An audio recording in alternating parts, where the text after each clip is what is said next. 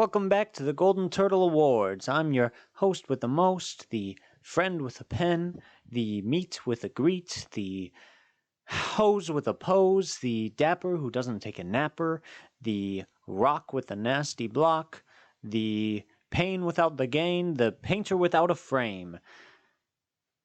Joseph Garvey. For this episode, we're going to be talking about the best supporting actors in film all the way through 2024, with a list so long that it's my longest list. There's going to be a lot of people on here. These supporting categories are going to be great because they have a chance of highlighting more than one performance per film, and award season politics don't have to have me choose between one or the other. I will be picking a winner though at the end of my explanations, which will be receiving the very much coveted Golden Turtle Award. Not many people have the honor of receiving an award like one of these.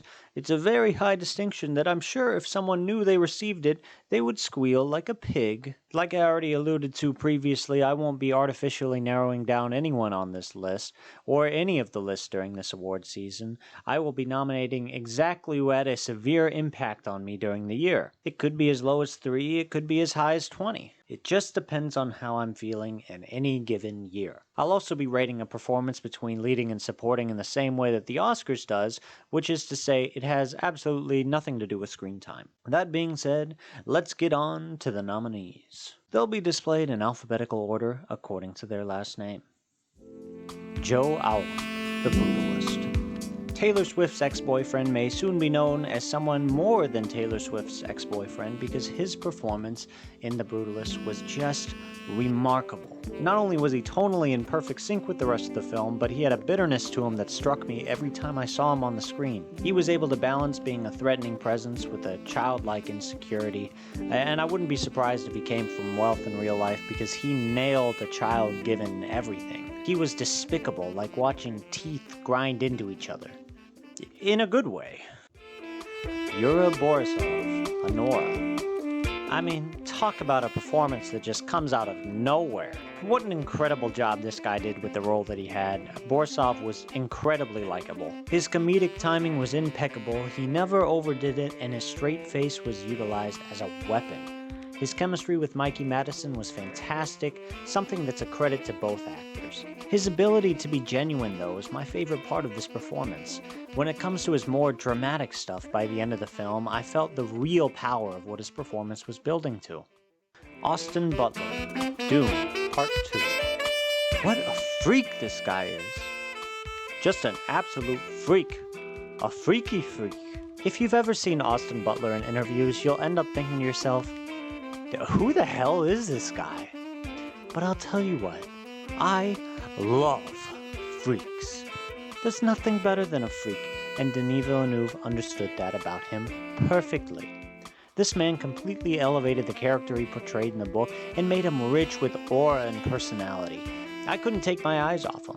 He's probably my favorite performance in the whole movie, and this movie is filled with incredible performances. I'll never forget the line that Timothée Chalamet goes. He goes, "May thy knife chip and shatter." And then Austin Butler, "May thy knife chip and shatter." Kieran Culkin, A Real Pain. Look, there's a reason why this guy's the Oscar frontrunner this year. Kieran Culkin gave one of the most authentic performances of the year, and while it wasn't a transformative change or anything like that, it tapped into such a beautiful and human philosophy. Culkin's such a charismatic artist with a rawness to him that disarmed me. He played a character that I'll think about for a long, long time, and a lot of that has to do with his approach to the role. Julian Dennison, Y2K. I've been a huge fan of Julian Dennison ever since his performance in Hunt for the Wilder People, where I think he gave one of the great comedic performances of all time. I wouldn't say he's quite as good here because it's impossible to be, but his timing and personality are still as hot as they ever were. His confidence and silliness add so much to this project, and I'll be damned if he doesn't deserve a nomination. Harris Dickinson, Baby Girl. This is one of the best performances I've seen all year, and it's a character that's so complicated it's impossible to scrape him out of my brain.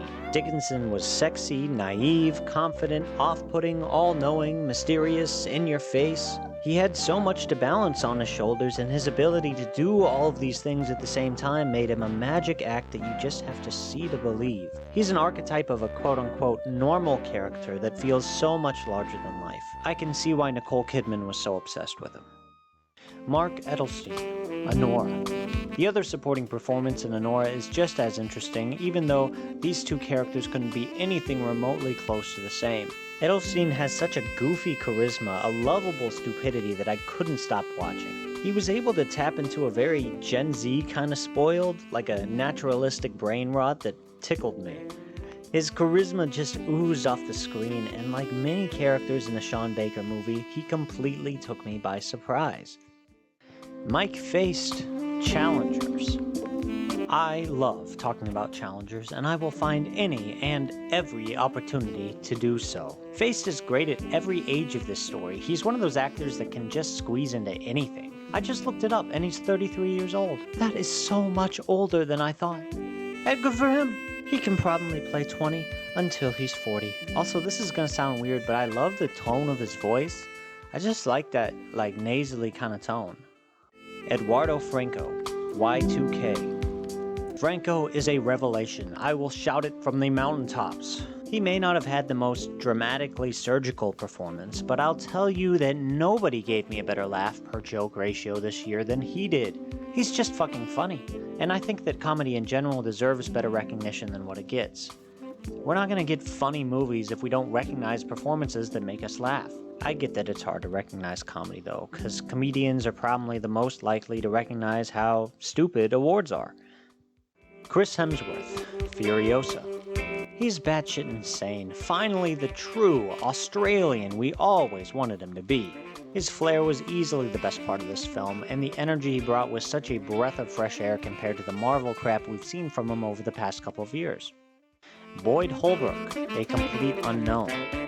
Out of all the performances here, this is probably the one with the least amount of screen time. I love the way that Holbrook approached the role here. He never shouted or did anything over the top. He was silly, but he had an emptiness that pierced me.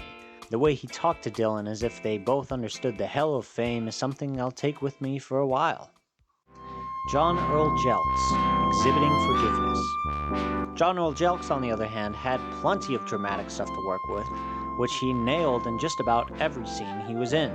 It's difficult to find sympathy for a man like his character, but the way he was able to balance his condolence with his unlikability made it an intriguing performance. He held a lot of weight while he was talking. It was impossible to take my eyes off the guy. Josh O'Connor, Challengers. One of the best feelings I have as a film fan is watching a star manifest themselves in real time. Someone I've never heard of before this role becomes a household name in my head by the end of the year. I mean, this guy was magnetic. He was playful, intelligent, he had so much charm that I would watch him talk to a light post for an hour and a half. Even though he plays a bit of a rat bastard in the movie, the tendency he has towards gentleness makes him an emotionally intelligent rat bastard. Adam Pearson, a different man. What a jovial performance here. Adam Pearson was just about the perfect person you could have for this role. He was so genuine, so charismatic. His enduring attitude made Sebastian Stan's frustration so hilarious. I mean, really, he played a great straight man, and his ability to stay the course made it so that the whole film stuck together. It relied so much on his affable personality, and Pearson was just oozing with magnetism. Guy Pearce, the Brutalist. I think this is by far, bar none, the greatest performance of Guy Pearce's career. I always knew him as an interesting guy who picks good projects from time to time, but if I were being completely honest, I've always seen him as a guy with a low ceiling. His intensity that he approached in the role here is beyond anything I thought he was capable of, and he attacked this role like a lion hunting a wounded calf. He was at times funny, egotistical, megalomaniacal, seething with anger. I bow down to you, Guy Pearce. Bill Skarsgård, Nosferatu. It's a talking point everyone knows, but it's important to mention again that Bill Skarsgård was completely unrecognizable in this role. His ability to modulate his voice made as Count Orlok a villain that will remain in the pantheon of greats, and the way he falls into this role with complete camouflage is incredible. He was creepy, he was weird, he was freaky down there. Stellan Skarsgård, Dune Part 2. My favorite performance in Dune Part 1 is still one of my favorites in Dune Part 2. I think Stellan Skarsgård knows exactly how to approach the role of Baron Harkonnen. He understands the greed and the gluttony. He's such an intimidating force. Top 5 people I wouldn't want to be in a room alone with. Jeremy Strong, The Apprentice. I'll tell you, ever since I started watching Succession, Jeremy Strong has been one of my favorite actors to watch. He plays such a snake in this role, such a cutthroat, business-like attitude. I love how casually Strong plays him, like casually evil. This guy's like the epitome of evil in this world. But as he grows older, the way his character reflects on the work he's done makes him so complex and interesting. He somehow makes you feel bad for this guy, like in a way you can't fault a psychopath because they weren't born with emotions. They never experienced the joy of feeling real love.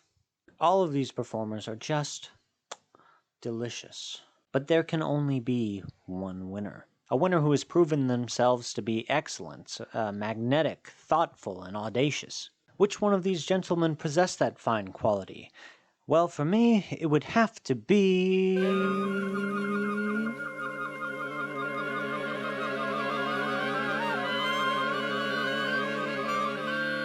Harris Dickinson, Baby Girl. He was a terrific force and completely held his own against some of the greatest actors to ever live. A mysterious man with a mysterious plan. Well, I'll tell you, I'm planning to watch whatever he's got down the road next. Congratulations, Harris Dickinson. You are the first official winner of the Golden Turtle Awards. Special shout out to Kieran Culkin. Like I said, this is an incredibly difficult award to give out, and he was just as deserving. He's a frontrunner for a reason. Just a special performance. I'll give him the Silver Turtle. So, what did you think was the best supporting performance of the year? Do you like that this show is going on? Please tell me either way. I could use some help and some stability in life, or some friends. So, if either of those fit whatever you're trying to give out right now, send those vibes in my direction. That's going to basically do it for me. I'm excited to give these to you every day up until the Oscar ceremony, so look out for the next video tomorrow. We're going to be doing Best Animated Feature. Yeah, so that's going to do it for me. Please hug your loved ones, pet your pets, go snowboarding if you are near snow. It just snowed in my area recently, so that's pretty cool. It never snows in Austin. But that's going to do it for me, and I've wasted too much time here. So, sayonara, suckers, and I trapped you for another video. Ha ha ha. Okay, bye.